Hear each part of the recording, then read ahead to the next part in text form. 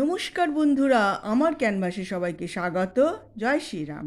বন্ধুরা, আমরা কম বেশি সবাই পাকা চুল নিয়ে সমস্যায় পড়ে থাকি।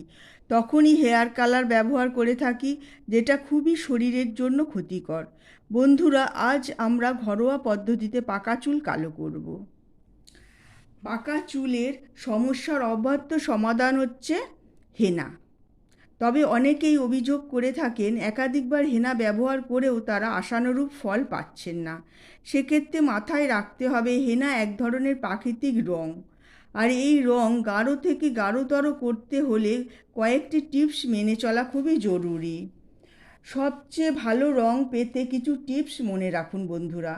প্রথমে চুলের দৈর্ঘ্য অনুযায়ী পরিমাণ মতো হেনা গুঁড়ো নিয়ে চেলে নিন। এতে হেনা ডেলা পাকাবে না এবং মসৃণ মিশ্রণ পাবেন। এবার তাতে টাটকা চায়ের লিকার মিশিয়ে সারা রাত রেখে দিন। হেনা সবসময় লোহার পাত্রে ভিজিয়ে রাখবেন। যদি লোহার পাত্র একান্তই না পান, তাতে লোহার কোনো ভারী বস্তু ওর মধ্যে দিয়ে রাখবেন। হেনা কমসে কম 6 থেকে 8 ঘন্টা অবস্থায় ভিজিয়ে রাখবেন, তাহলে ভালো কালার পাবেন। না হলে ভালো কালার কিছুতেই আপনারা পাবেন না। সেই মিশ্রণটি পরের দিনকে সকালে একটা ডিম ফেটিয়ে মিশিয়ে দিন। সঙ্গে 1 চামচ মধু মেশাতে পারেন। ভালো রং চাইলে চায়ের লিকারের সাথে কফি মিশিয়ে দিতে পারেন। এইবারে মোটা দাঁড়া চিরুনি দিয়ে ভালো করে চুলটাকে আঁচড়ে নিন।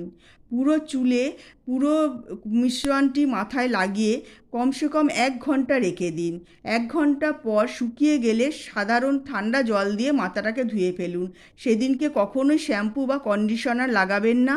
পরপর 2 দিন মাথায় ভালো করে তেল দিয়ে তারপর 2 দিন পর শ্যাম্পু করবেন বন্ধুরা। দেখবেন চুল ঝলমল করবে। করে দেখবেন বন্ধুরা।